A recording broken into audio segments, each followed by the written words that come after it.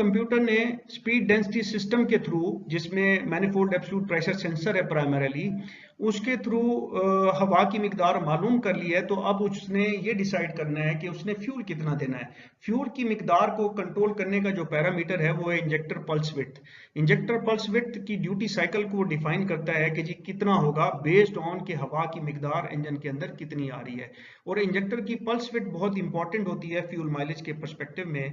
Injector pulse width तो किस तरीके से कैलकुलेट करता है, यहाँ पे मैं एक फार्मूला दे रहा हूँ जो कि बहुत ही बेसिक फार्मूला है। जो कंप्यूटर के अंदर फार्मूला होता है या जो चीजें कंप्यूटर देख रहा होता है वो काफी कॉम्प्लेक्स होता है। ये बेसिक अंडरस्टैंडिंग के लिए, इसकी थ्योरी की अंडरस्टैंडिंग के लिए एक सिंप्लीफाइड फार्मूला है।